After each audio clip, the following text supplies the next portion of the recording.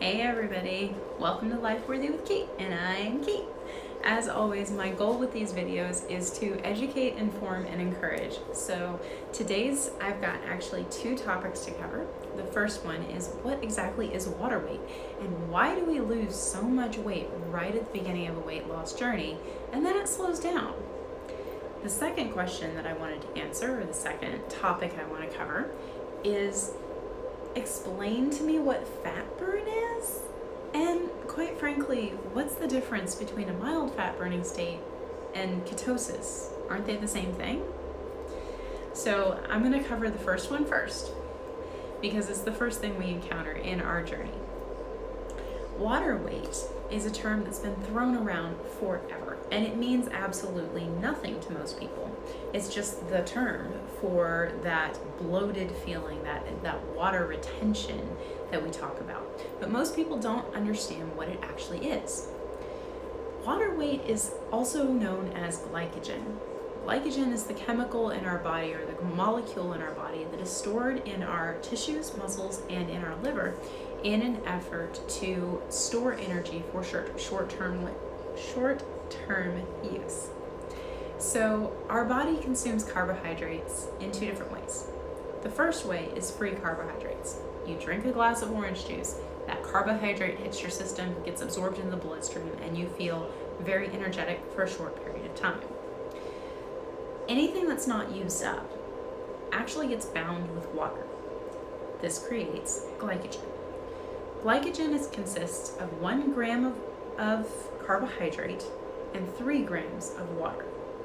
That 4-gram molecule is then stored in our muscles, tissues, and our liver.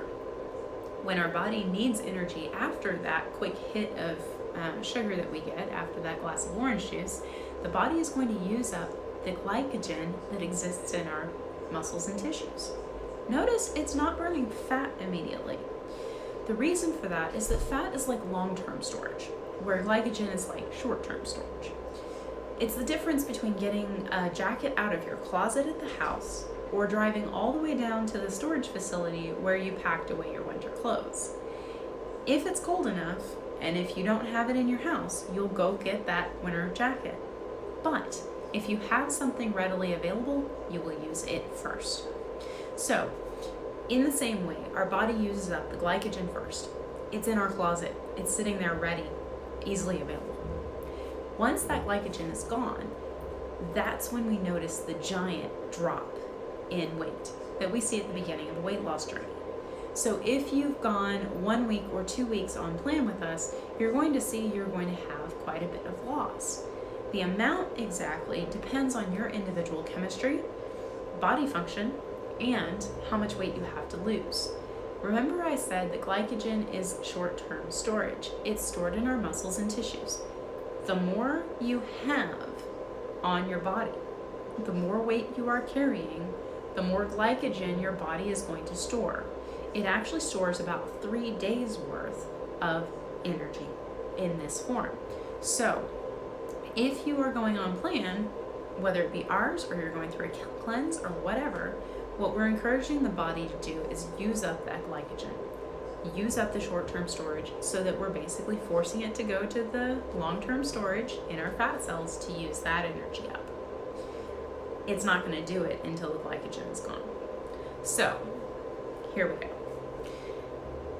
When your body loses the glycogen, you're going to see an immediate reduction in inflammation, because that stuff is not inflaming or swelling up our tissues. That weight is going to come off noticeably. So the first week or 2 that you're on a weight loss journey, you're going to see significant change. Then it's going to slow down because that glycogen has been depleted. And now the body is switching to fat loss, fat burn. There is a difference between a mild fat burn state where the body is still receiving what it needs on a regular basis, and so it is not stressed out by that, and it has then the ability to access and burn up the fat, versus a severe state of ketosis, which occurs when you do a traditional keto diet. Keto puts your carbohydrate intake each day at 20 grams or less generally. Your brain alone burns up 75 grams of carbohydrate a day. And unlike the rest of the body, the brain actually needs sugar. It requires glucose. And here's why. Glucose is actually a neurotransmitter. It is necessary to balance the way our brain functions. So if you are in ketosis for too long, your glucose stores or glucose availability in your brain will also be harmed. So keep that in mind if you're going to be on keto for any long length of time. The original iteration of keto was actually Atkins Phase 1. And the idea was it was supposed to be a short-term program, a short-term phase. And it is the one that creates the most dramatic and quick drop in weight because it burns out that glycogen very quickly. And then it puts your body into such a deficit that it has to really burn fat quick. So let's talk about how the body actually burns fat, and then we'll talk about the difference between ketosis and the mild fat burn state that we're looking at. The way that your body stores fat is actually by creating the substance we call fat and filling up the cells with it, filling up the fat cells. So the fat cell gets inflated by this substance. The fat cell holds that substance until it's required by the body. If we have enough glycogen and we're feeding our body so much excess carbohydrate that it's adding to our storage, that it's increasing the amount of fat cells we have, then we're not going to be using that fat cells. That's why we put our clients on a reduced caloric intake. Just enough that it tells them, okay, don't store the glycogen, use up all the carbohydrates you're getting in a day, and now burn some of that fat. So, fat cell, all inflated up. When the body accesses that fat, it drains that cell of fat and the cell collapses. But then the cell goes, well, I might need to be used again. So it fills itself back up with water. This maintains the shape of it again. This is why when you are on a weight loss journey, if you're measuring your weight loss frequently, you'll often see a drop and then an increase before it drops again or stabilizes. The reason for that increase is that that fat cell has now filled back up with water.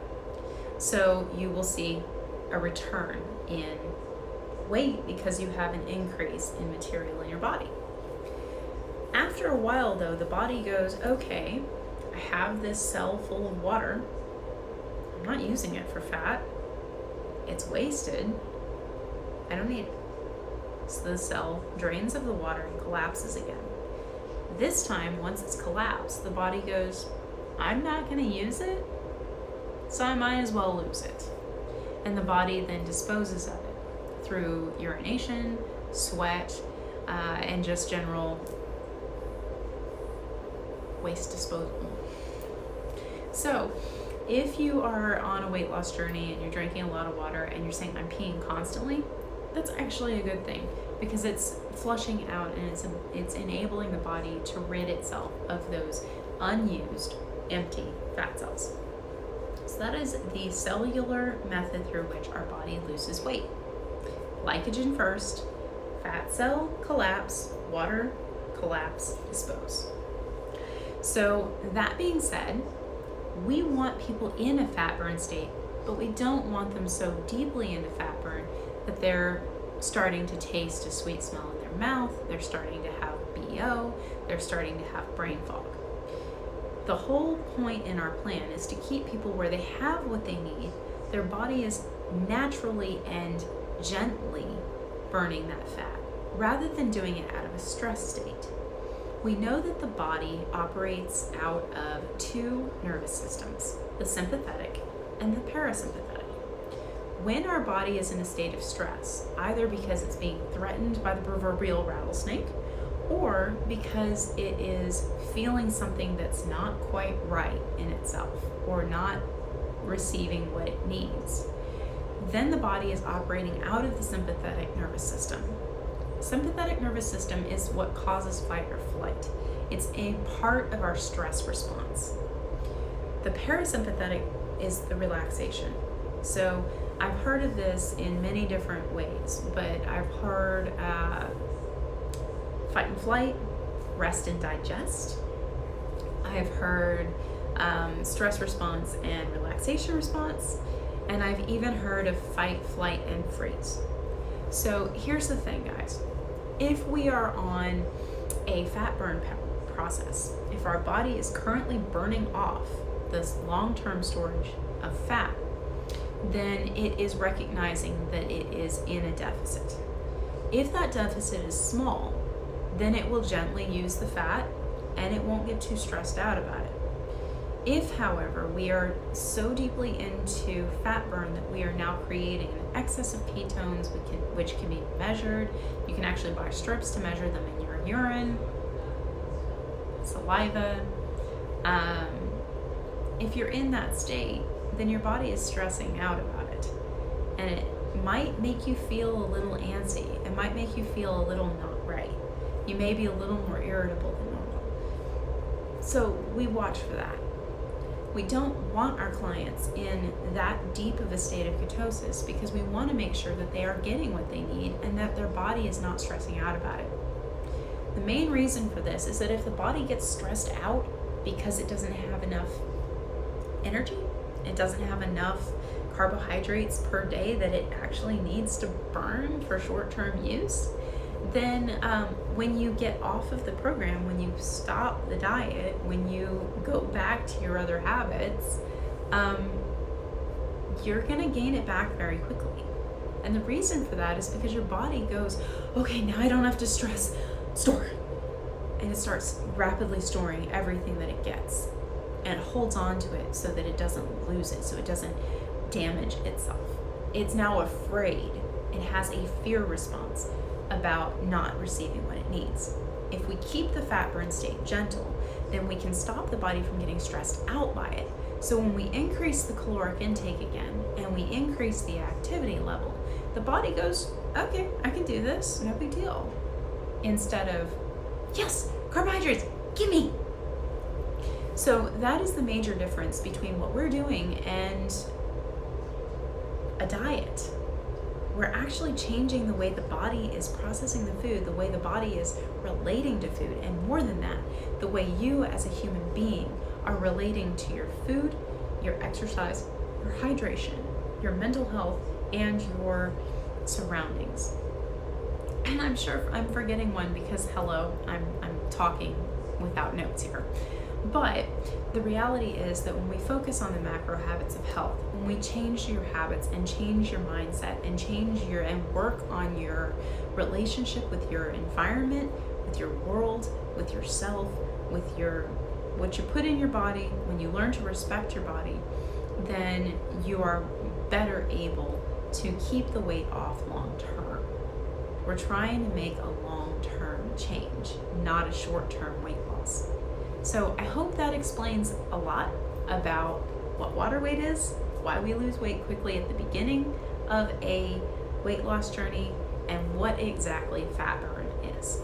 If you have any questions or you'd like to see more information about this, drop a comment below, hit that like button, hit that subscribe button, and let me know that you're watching. I'd love to answer more questions. Reach out. Live a life-worthy life.